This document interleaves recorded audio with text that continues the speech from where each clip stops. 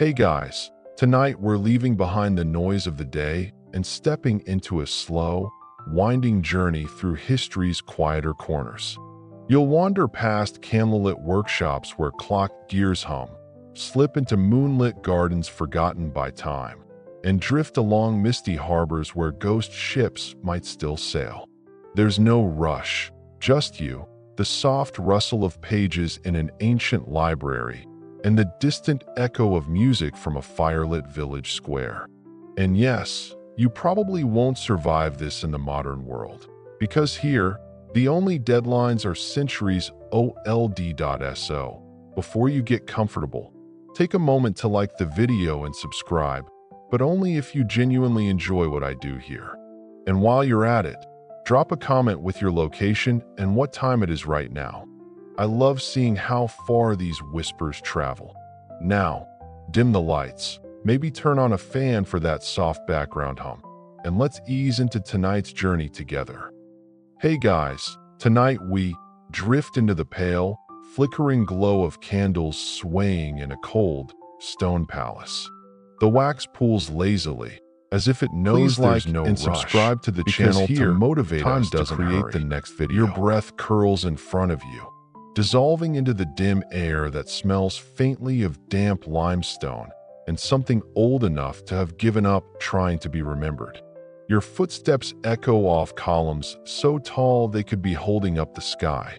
You catch yourself thinking you might not survive a winter here, not because of marauding armies, but because the draft alone could finish you off.so. Before you get comfortable, take a moment to like the video and subscribe, but only if you genuinely enjoy what I do here. And let me know in the comments where you are in the world right now and what time it is for you. Now, dim the lights, maybe turn on a fan for that soft background hum, and let's ease into tonight's journey together. You shuffle deeper into the heart of the court. Somewhere, far ahead, you hear a rhythmic tap-tap, a guard's halberd against the flagstones, maybe, or just the sound of a door latching and unlatching in the draft. This is a medieval palace in the dead of winter, and the place feels more like a glorified cave than a royal residence. The great hall stretches in front of you, every corner in shadow.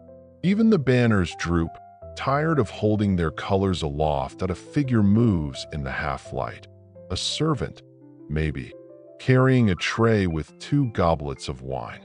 The scent barely reaches you, a reminder that somewhere in this cavernous frost box, people are still trying to pretend life is comfortable. Historically speaking, many medieval palaces were poorly insulated. The grand architecture impressed visiting envoys, but their bones still ached from the cold.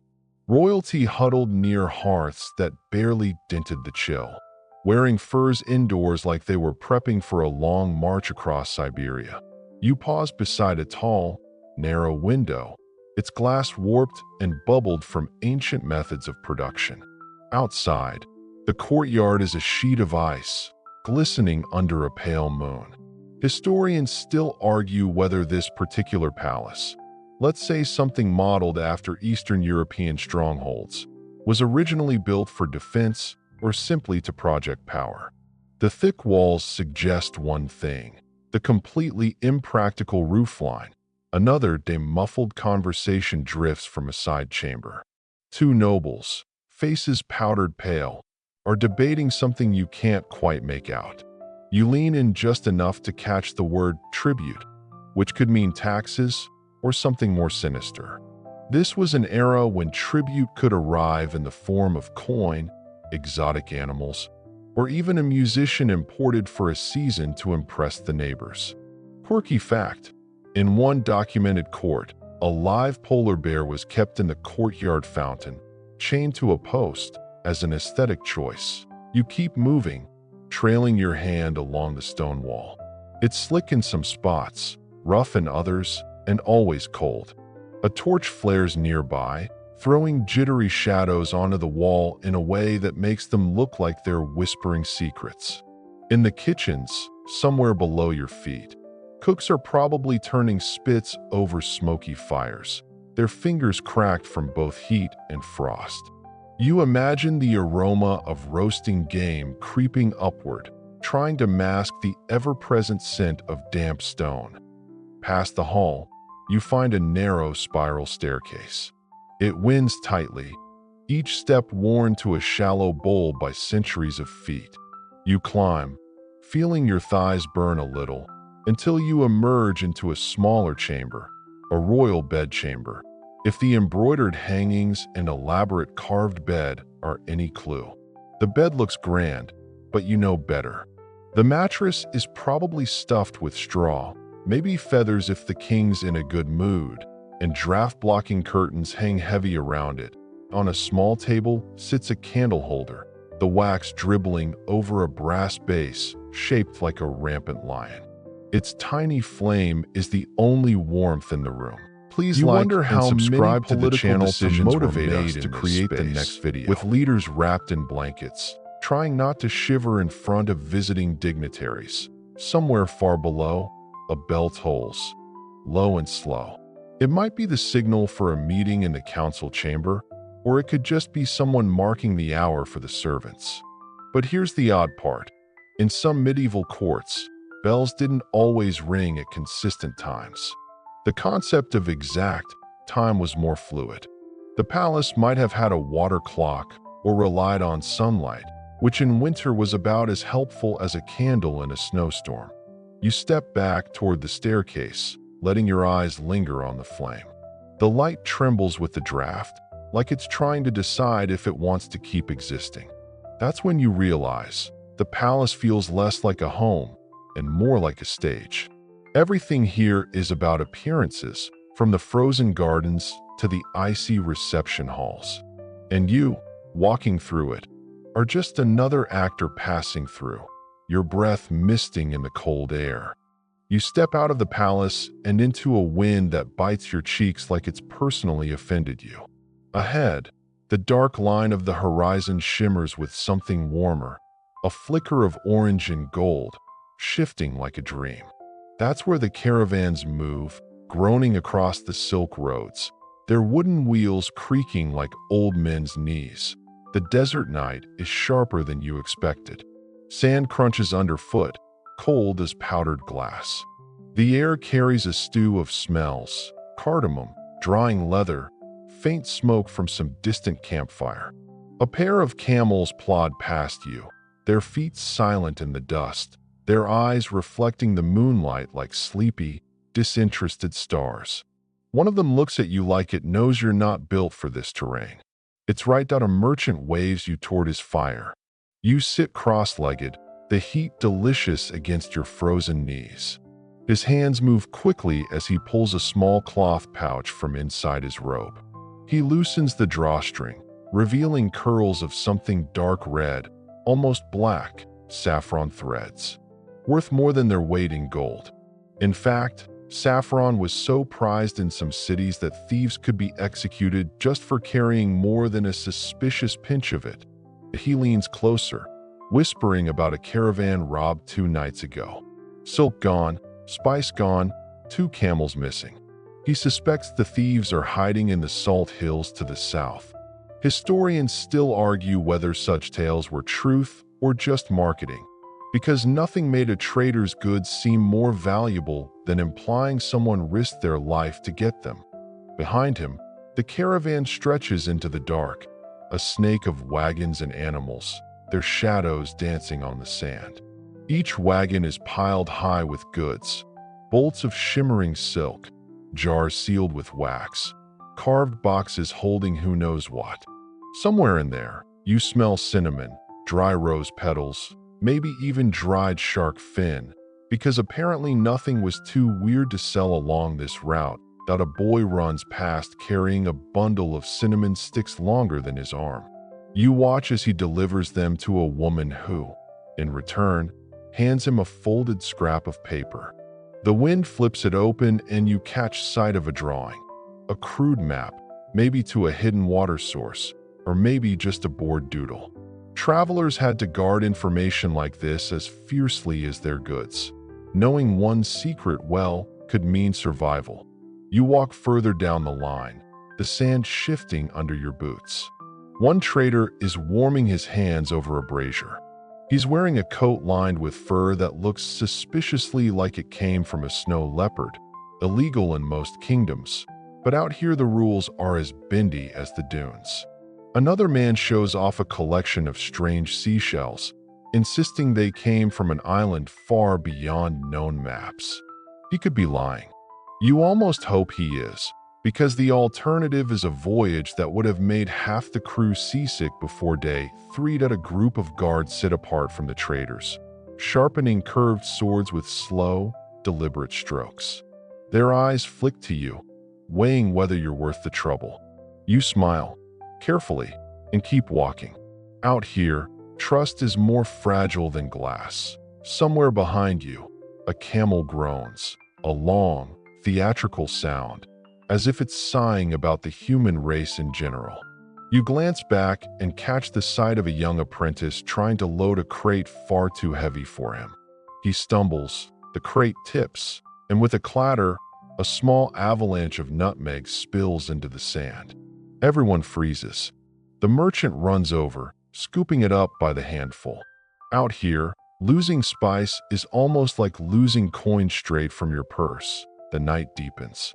The caravan settles into stillness, save for the occasional huff of a camel or the crackle of the fires. You tilt your head back, and the stars flood your vision, more than you've ever seen, a whole ceiling of cold fire.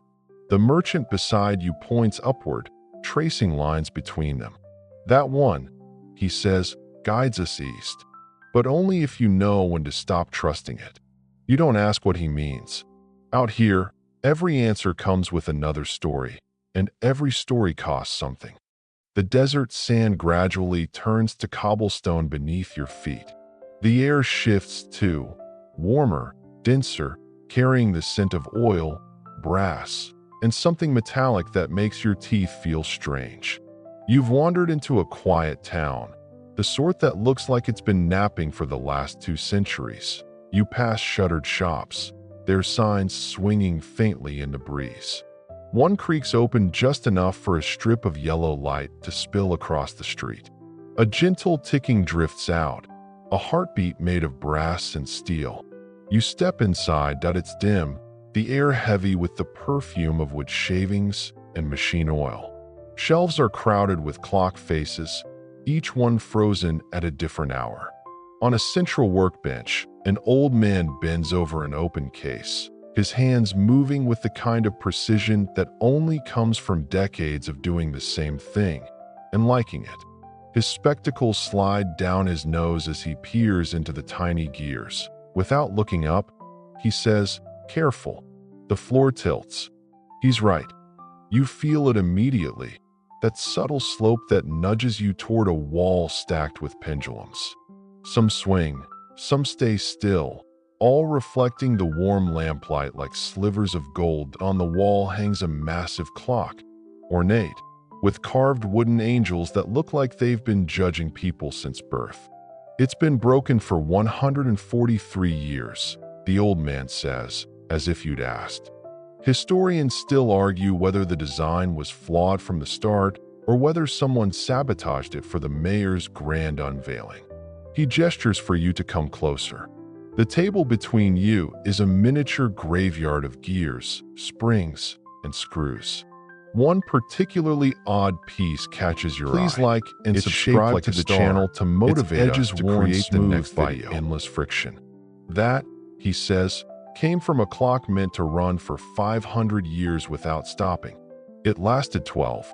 As you watch, he lifts a pair of tweezers and fits a gear into place with the care of someone placing a diamond in a crown. A small click echoes in the quiet, followed by a deep, contented tick-tick-tick. It's hypnotic, each sound folding into the next until you almost forget to breathe. You notice something quirky. Several clocks here have no hands at all, just bare faces, empty as moons. Those are for people who don't want to know the time, he says. They just want the comfort of the sound. You can't decide if that's brilliant or slightly unhinged. He offers you a seat, pouring tea from a chipped pot that smells faintly of bergamot. As you sip, Your eyes wander over to a glass dome containing a tiny, intricate watch. It's no bigger than a coin, yet it holds a swirling pattern of gears so delicate you're afraid even looking at it too hard might make it stop. He claims it belonged to a traveling musician who used it to keep tempo during performances. You suspect that's just one of those charming half-truths people in towns like this collect like stamps. Outside, the clock tower in the square chimes the hour. Late, you think, but maybe that's just your sense of time slipping away under the influence of so many ticking heartbeats. You set your cup down and stand, the warmth of the tea still lingering in your hands. The old man gives you a faint smile, the kind that says he knows you'll remember this place long after you've forgotten what time it was when you left. As you step back into the street, you realize the ticking follows you. It's not from any one clock, but from the echo of hundreds, all working in harmony or in competition, depending on how you want to think about it. Somewhere down the road, a sign swings, and you swear you hear a faint mechanical laugh. But maybe that's just the wind. The road out of the clockmaker's town narrows until it's barely more than a path between low stone walls. You follow it into a valley where the air feels strangely still, like the world is holding its breath. At the far end, tucked against a rise of dark rock, you spot the flicker of candlelight. It leaks from the high windows of a stone cloister, the kind of building that always looks like it's been here longer than the hills themselves. You push open the heavy wooden door, and the scent of beeswax and parchment wraps around you. Inside, a monk sits at a long desk beneath an arched window, his brown robe pulled around him like a shadow. He doesn't look up, not even when your footsteps echo on the flagstones. His quill scratches slowly over a thick page, pausing every so often so he can glance at a chart hanging on the wall that it's a star map, but not like any you've seen before. The constellations are familiar enough: Orion, the Pleiades, the North Star, but there are also strange shapes. A bird with 3 wings, a spiral that looks almost mathematical, and a dotted line linking 2 stars that are nowhere near each other. Historians still argue whether monks like this charted stars for navigation, religious symbolism, or simply as a form of meditation. You ease closer, peering at the parchment. His handwriting is neat but oddly slanted, each line curling slightly upward as if trying to lift off the page. Without looking at you, he says, "The stars move, even when you're not watching. Especially then." On the desk, beside his inkpot, lies a brass astrolabe. You pick it up carefully, feeling its cool weight. It's beautifully engraved, the metal worn smooth from years of use. "That one's not for the sky tonight," he murmurs, finally glancing at you with pale, amused eyes.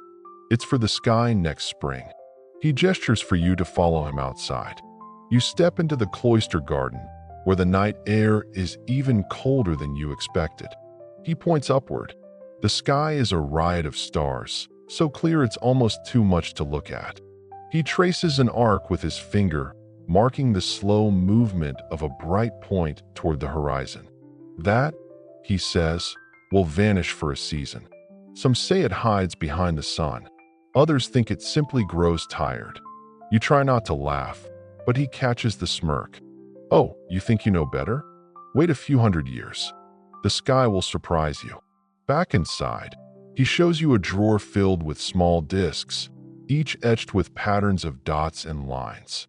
Some are polished and gleaming. Others are tarnished nearly black. "Not all of these are real skies," he admits. "Some are possibilities." You realize he's not just recording what he sees. He's imagining what might have been, or what could be. One particularly odd disc shows a constellation shaped like a wheel. The monk taps it. "That's the traveler's crown," he says. "Or maybe it's just my imagination." His voice is so calm you can't tell whether he's joking. Somewhere in the cloister, a bell chimes softly. He dips his quill again, returning to his parchment. The candlelight glistens in the wet ink as he marks another star, then another, as if pinning the sky in place for just a little longer. You step back toward the door, the image of his strange constellations lingering in your mind. Outside, the air feels different now, less still, more alive. You find yourself glancing upward again, wondering if anything up there is exactly where you thought it was. The path away from the cloister follows the curve of a low ridge, and after a time the ground softens under your feet. You hear it before you see it, a distant hush and swell, like a giant sleeping and breathing through the shore. The scent of salt grows stronger, carried by a wind that tastes faintly of rust and rain. You crest the ridge, and the world opens to the sea. Below, waves roll in under a moon so pale it could be mistaken for a lantern hung in the clouds. And there, dotting the shoreline like fallen stars, are the shipwreck lanterns. They flicker in the dark, their light bobbing gently as if greeting you. You descend toward them, your boots slipping slightly on the wet grass. The sand is cool, damp with the evening tide. A group of figures hunch near one of the lanterns, their shadows cast long and thin across the shore. Salvagers.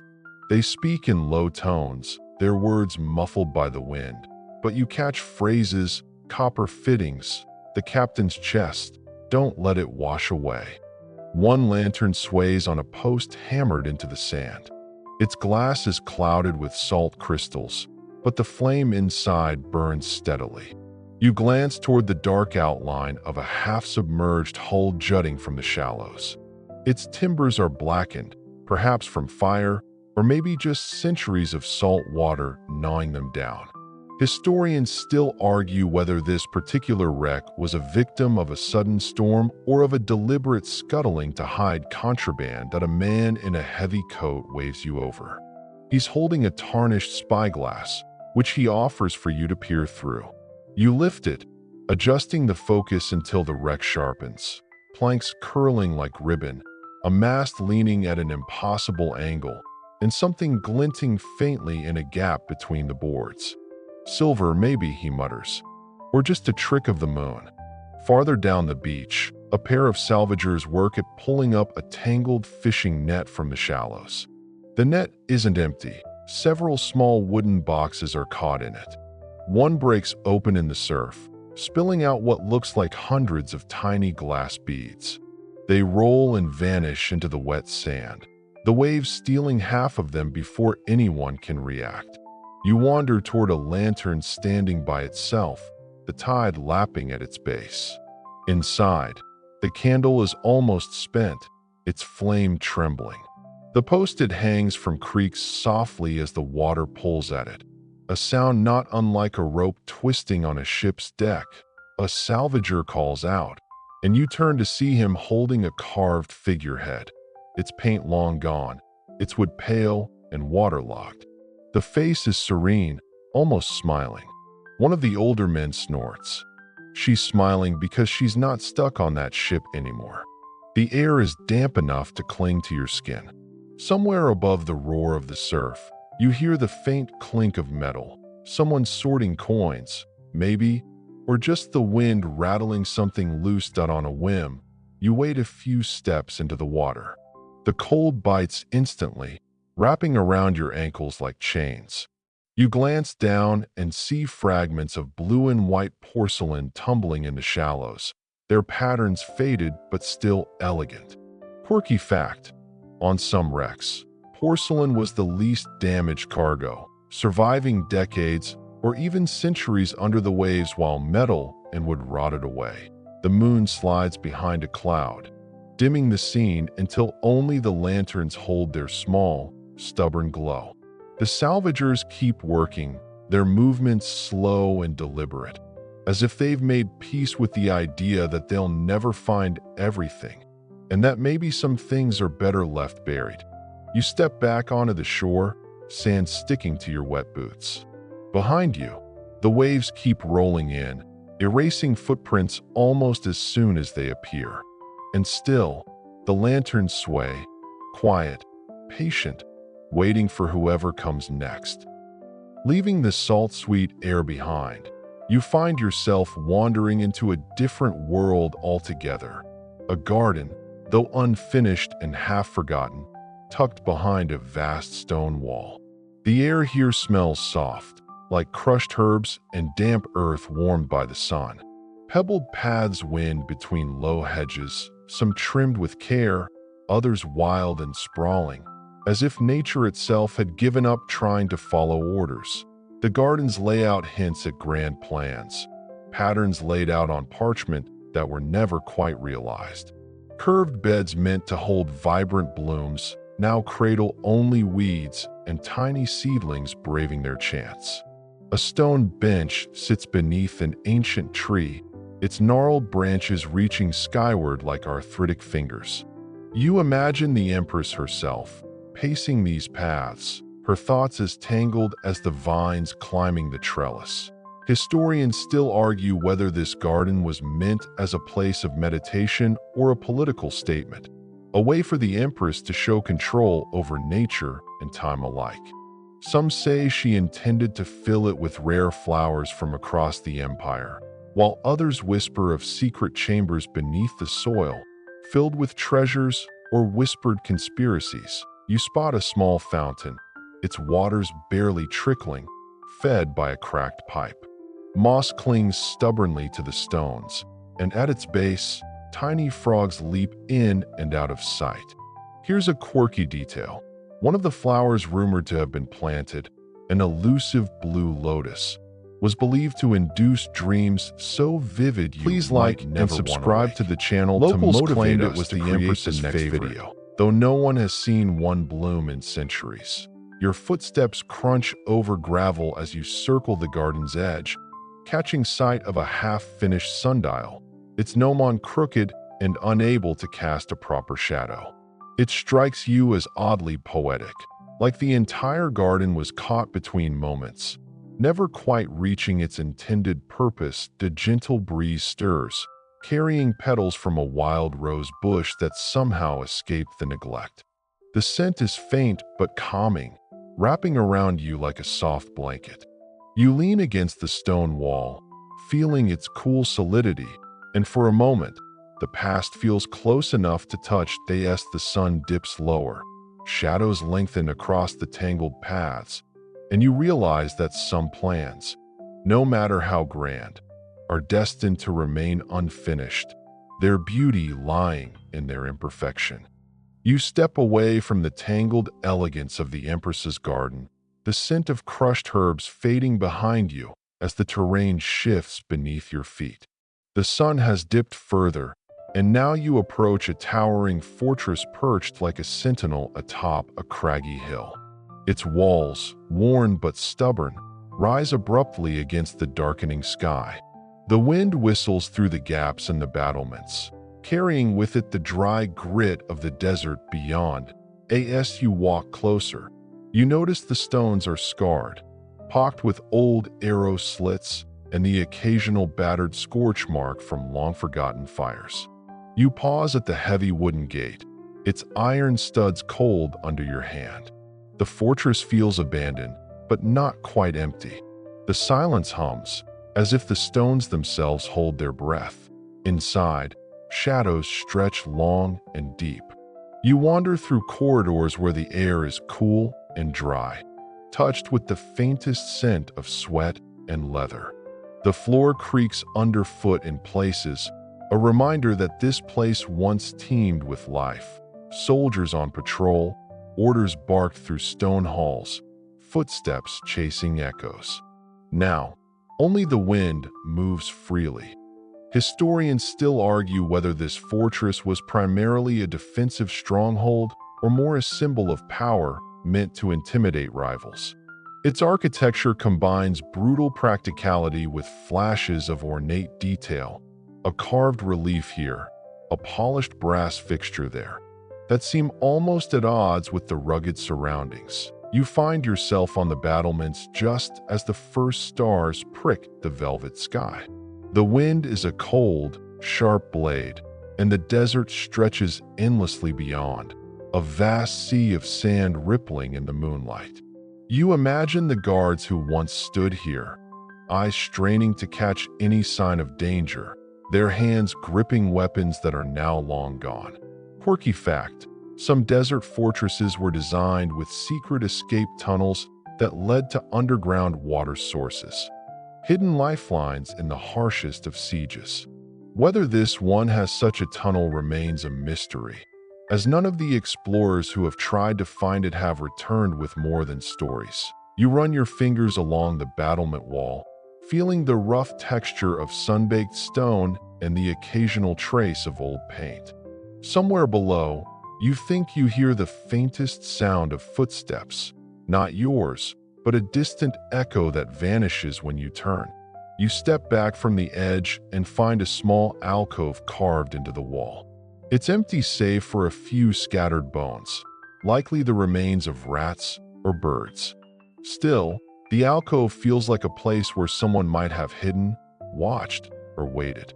You wonder about the stories never told, about the faces lost to time, about plans made and broken under the cloak of darkness.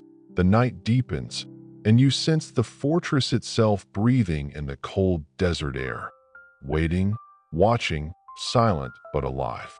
You pull your cloak tighter, knowing that the desert's secrets are not easily revealed.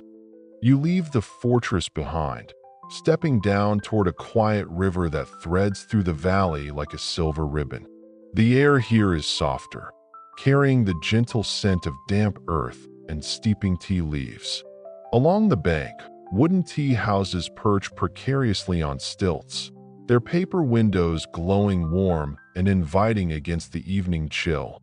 Inside one, you settle onto a low bench beside a pot of steaming tea, its aroma delicate and floral. Around you, patrons murmur softly, traders exchanging news, poets reciting verses, and old men playing a slow, deliberate game of Go. The atmosphere is cozy but carries an undercurrent of whispered secrets, as if the river itself has stories to tell and only a few are allowed to hear. Your host pours you a cup, the liquid shimmering amber in the low light. You sip, letting the warmth spread through your chest, feeling the weight of the day begin to lift. Historians still argue whether tea houses were originally centers for political plotting or simply places to rest weary travelers. Either way, they became hubs of culture, commerce, and the occasional gossip that could shift empires. You lean back, watching steam curl lazily upward, and catch sight of a peculiar figure seated nearby. A trader wearing a mask shaped like a fox's face, eyes gleaming with mischief. They speak softly to a companion, their conversation punctuated by quiet laughter and cryptic glances.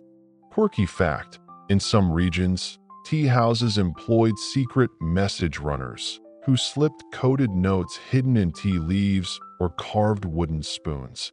Outside, the river flows steadily, its surface reflecting the lantern light like scattered stars. Occasionally, a boat drifts past, carrying silks and spices bound for distant markets.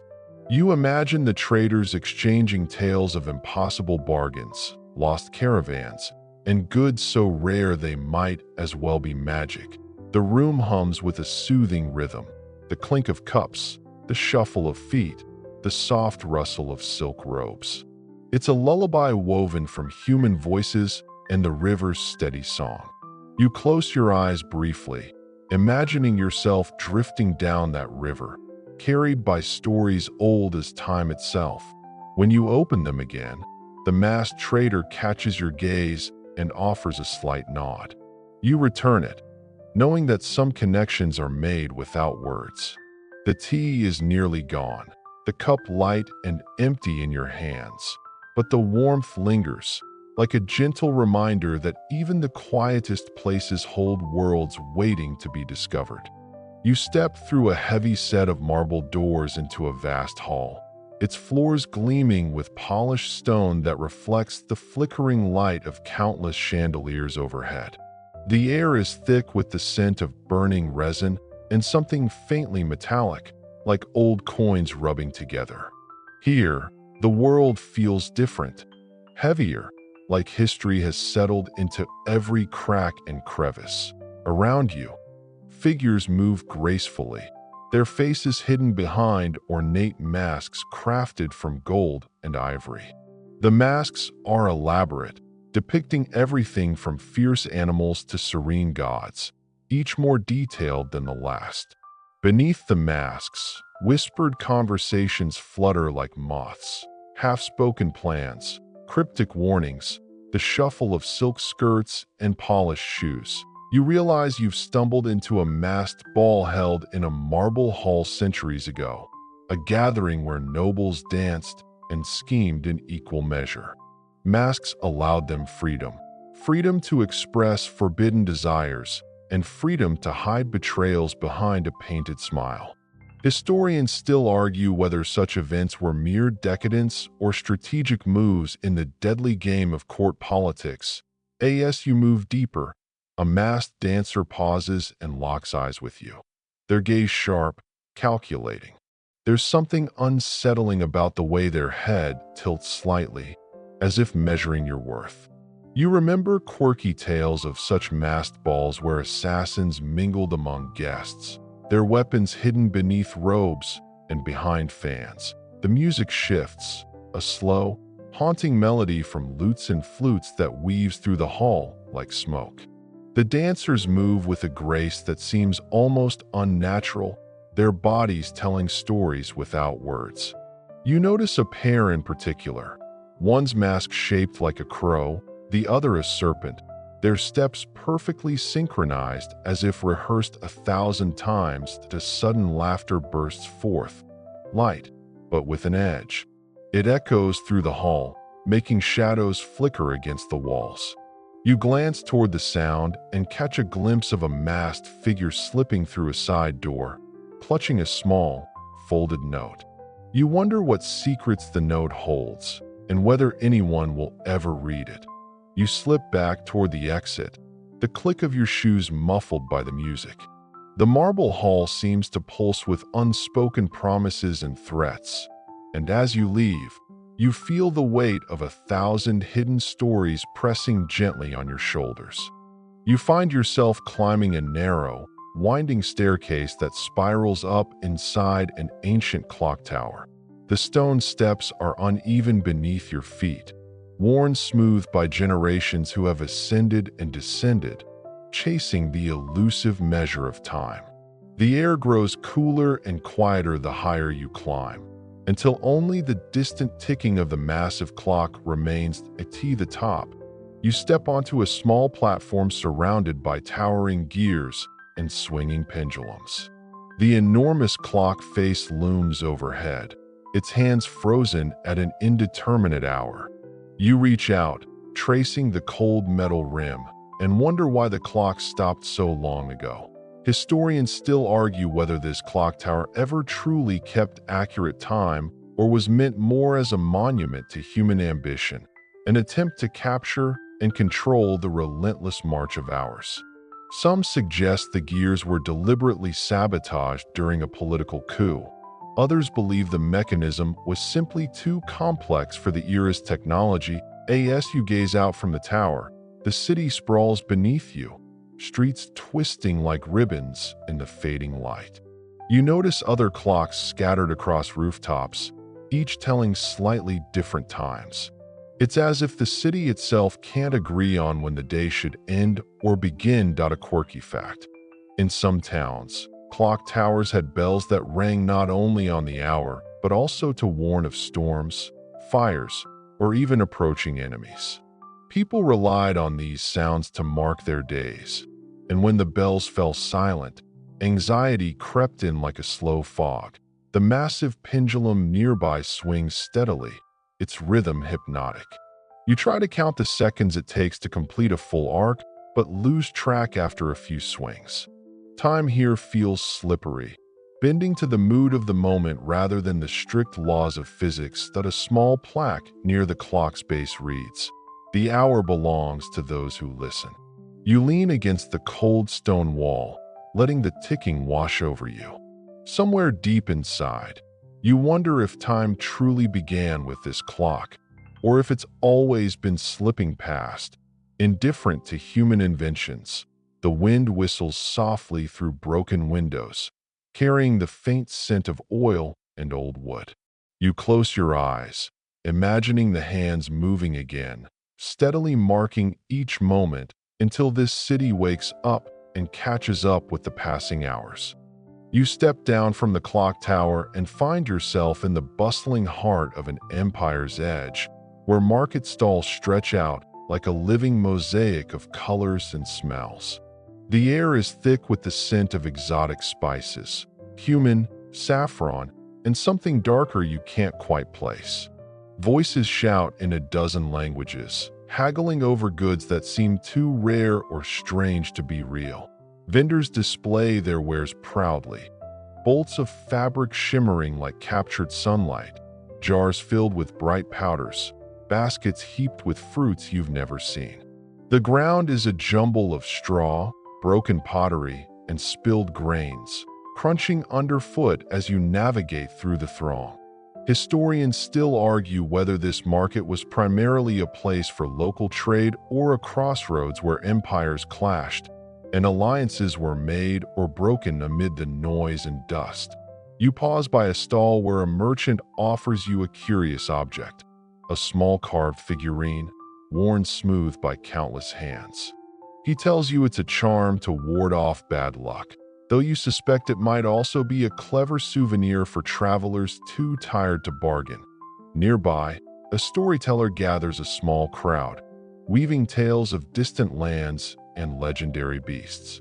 His voice rises and falls like a gentle wave, drawing listeners close.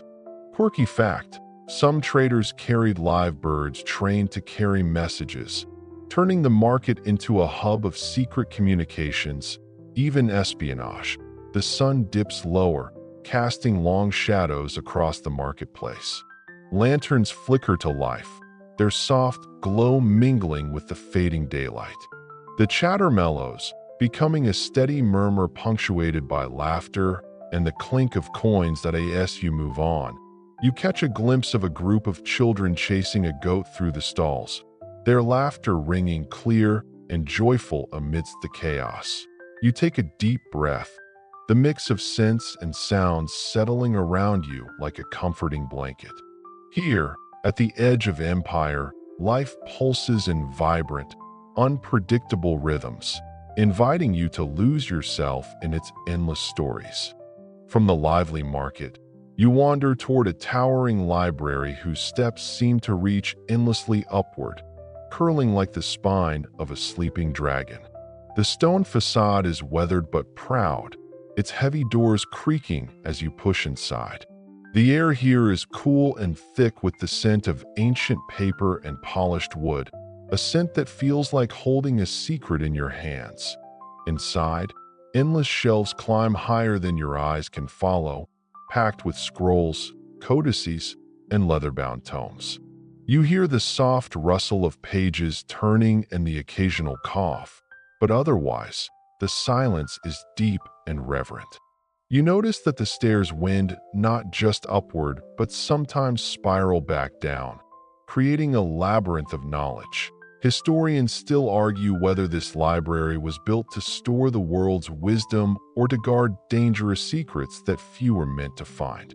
Some say its design was meant to confuse invaders, while others believe it was a symbolic maze reflecting the complexity of knowledge itself. That a librarian, a stooped figure with spectacles perched precariously on his nose, gestures you toward a dusty alcove. There, a shelf holds an odd mix of books and scrolls, some with titles faded beyond recognition, others marked with strange symbols. He whispers that some volumes may contain myths disguised as facts, while others blur the line between the two. Quirky fact: in certain ancient libraries, librarians used coded markings on book spines to secretly indicate volumes banned by rulers, making the collection both a treasure trove and a trap for the curious. You pull out a heavy volume bound in cracked leather, opening it carefully. The pages are filled with a mixture of diagrams, star charts, and faded handwriting that seems to shift beneath your gaze.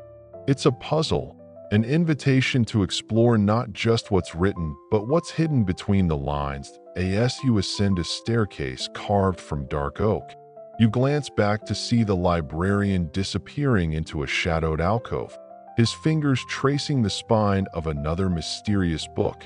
Outside, the sun sets, casting the library's tall windows in molten gold. You feel the weight of countless stories pressing in, urging you to stay and uncover just one more secret before night falls. You exit the library and follow a narrow cobblestone street that winds downward into the heart of a fog-shrouded harbor. The air here is thick with the scent of salt water, seaweed, and the faint, smoky tang of fish drying on wooden racks. The distant calls of gulls mix with the creak of rigging and the slap of waves against hulls. Boats of every shape and size crowd the docks, some sleek and fast, others bulky and weathered.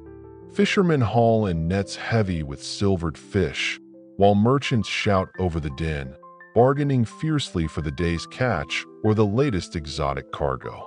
The docks are alive, a pulse of activity that feels both ancient and immediate. Historians still argue whether this harbor grew organically from a simple fishing village or was meticulously planned as a strategic naval base. The winding piers and hidden coves suggest a bit of both, a place shaped by necessity and cunning. You pause by a warehouse where crates marked with strange symbols are stacked high.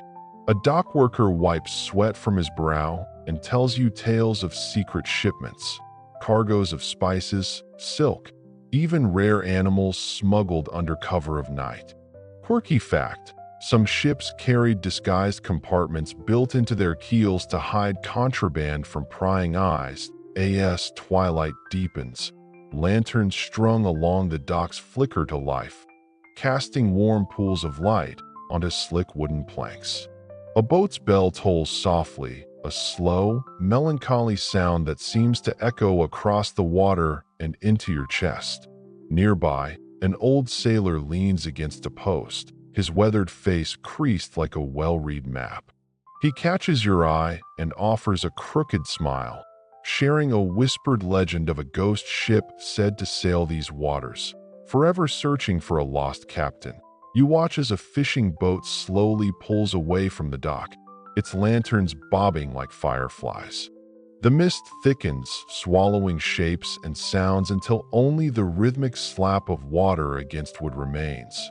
You breathe deeply, the salty air filling your lungs, and for a moment, the harbor feels like a place out of time, where stories are as deep and shifting as the sea itself. You leave the harbor's salty embrace and ascend into the hills, where the scent of pine and damp earth greets you like an old friend. The path narrows and twists, bordered by wildflowers that nod gently in the breeze, their colors muted in the fading light. The sky above is a deepening canvas of indigo, pierced by the first brave stars. Ahead, nestled in a clearing, is a small village, its timber-framed houses glowing softly from within. Smoke curls lazily from chimneys, carrying the comforting aroma of burning wood and fresh bread. You step onto the main square, where a modest crowd gathers around a fire pit, faces illuminated by flickering flames. An elder sits on a carved wooden bench, her eyes bright and knowing. She begins to speak in a voice both gentle and commanding, weaving stories of ancestors and ancient rites, of harvests blessed and storms weathered. The villagers listen intently, their expressions shifting between wonder and quiet reflection.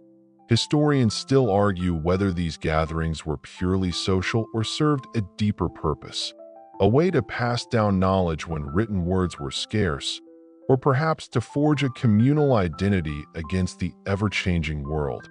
You catch a quirky detail. During certain festivals, villagers would paint their faces with charcoal and wildflower dyes, believing it connected them to the spirits of the forest. The tradition died out centuries ago but lingers in folk tales and faded paintings. As the elder's voice trails off, a young musician lifts a flute to his lips, filling the night with a melody that feels both ancient and timeless. The music dances on the breeze, wrapping around you like a soft shawl. You find a quiet spot by the fire, feeling the heat seep into your bones. The village seems to breathe with the steady rhythm of the storytelling and song, a heartbeat in the hills that promises continuity and hope. Above, the stars blaze brighter, and you realize that even in the smallest places, the past is alive, whispering, teaching, and waiting patiently to be heard. You leave the village behind and follow a narrow forest trail that leads you deeper into a world softened by moss and shadow. The trees rise like ancient guardians, their leaves whispering secrets as the wind slips through them. The air is cool and sweet with the scent of damp wood and wildflowers, a gentle balm after the dust and bustle of your journey. The path opens onto a clearing where a stone circle stands, its monoliths worn smooth by centuries of rain and sun. You step inside, feeling the weight of countless ceremonies and gatherings long past. The stones seem to hum faintly, a vibration just beneath your skin, as if they remember every whispered prayer and song. Historians still argue whether these circles were places of worship, astronomical observatories, or perhaps both, a blending of science and spirituality that defies easy explanation. Some claim that the stones align perfectly with solstices and equinoxes, while others think the alignments are coincidences enhanced by legend. A quirky tidbit: certain circles were believed to be portals to other worlds, places where time folded and the veil between here and the beyond grew thin. Travelers who lingered too long sometimes claimed to hear music not of this earth or see lights dancing between the stones. You trace your fingers along the cool surface of one monolith, its surface etched with faint carvings, spirals, stars, and lines that twist like ancient rivers. As night deepens, the moon rises high, casting silver light that makes the circle glow softly, as if lit from within. You settle on the grass, eyes drawn upward to the tapestry of stars overhead. The world feels vast and mysterious, but also intimate, as though you're part of a timeless conversation that spans centuries. Here, surrounded by stone and sky, you breathe deeply and let the quiet wash over you, carrying away the noise and haste of the day. The past and present merge gently, and you realize that sleep will come easily now, wrapped in the soft embrace of history's whispers. The night winds down now, the pace slowing to a gentle drift as you settle deeper into your resting place. The stories you've wandered through, the ticking clocks, star maps, forgotten gardens, ancient fortresses, and murmuring rivers, begin to fold softly into the quiet spaces of your mind. Each tale, a faint melody played just for you. Please like a gentle brush to the channel to motivate us to create the next video. You feel the weight of the day release, muscles relaxing, thoughts unwinding like threads pulled loose from a tapestry. The scent of old parchment, salt air, pine, and warm tea mingle in your senses, weaving an invisible cloak of comfort and calm. Outside, the world hums a slow, steady rhythm. The rustle of leaves, the distant call of a night bird, the soft patter of rain beginning to fall. There is no hurry here, no pressing demand to understand or remember every detail. Instead, you drift along the currents of time, where moments stretch and fold, and the lines between past and present blur into gentle shadows. You are cradled by centuries of whispered stories, each one a soft footprint on the path to rest. As your breathing slows, you might imagine the stones of the ancient circle glowing faintly beneath the moonlight, or the old monk's quill dancing across star charts in a quiet cloister. Perhaps you hear the clockmaker's steady ticking, or the hush of waves lapping the shore beneath lantern light.